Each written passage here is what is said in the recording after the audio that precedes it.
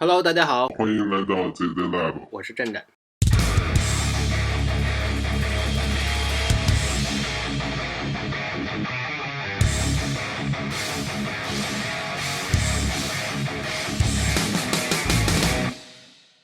今天呢，要跟大家分享一下如何在 Final Cut 里把你的声音变成像怪物一样，又或者像机器人一样，这种非常有意思的声音。好，那在你观看我视频的同时，欢迎你能点赞、转发、订阅我的频道。那我们现在就来开始吧。好，现在我们就来开始。首先呢，我们要把这个 Final Cut 的录音打开，这个就在窗口里边，然后录制话外音打开。然后呢，我们现在就要来录一句话。好，我录这句话的时候，我会稍微慢一点录，这样效果听起来会比较足一点。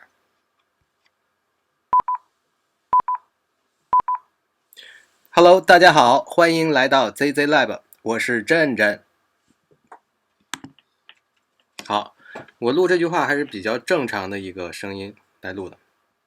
现在呢，我们就选中这句话，然后我们在右边的效果栏里找到音频这一项，点开效果栏，一直往下滑，就可以看到音频。好，我们把下边稍微拉大一点，然后把这个画面也放大一点，看得明显一点。好，然后我们在音频里边找到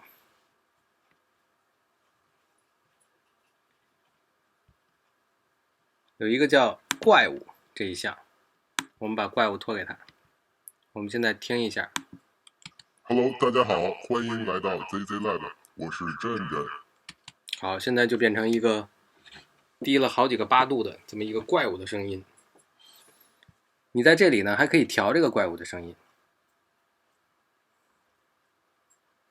现在只是50%，我们可以把它调到100，再听一下。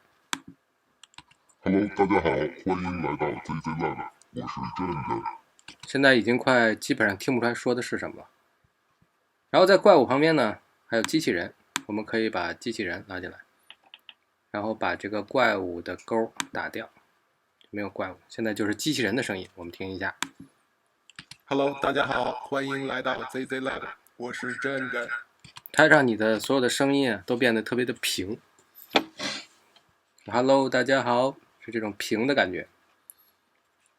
然后我们看看还有这个卡通动物，我们把卡通动物扔过来，然后把机器人勾掉。Hello， 大家好，欢迎来到 ZZ Lab， 我是震震。哎，这时候又变成了一个非常的尖的，听着非常可爱的这么一个声音。这里面还有一些其他的效果，你也可以来听一听，试一试，还比较有意思。如果你想做一个比较特殊的效果的话，我觉得你也可以拿这个效果尝试一下，它非常简单。好的，今天的分享就到这里。如果你喜欢我的视频，欢迎你点赞、转发、订阅我的频道。那我们下回再见，拜拜。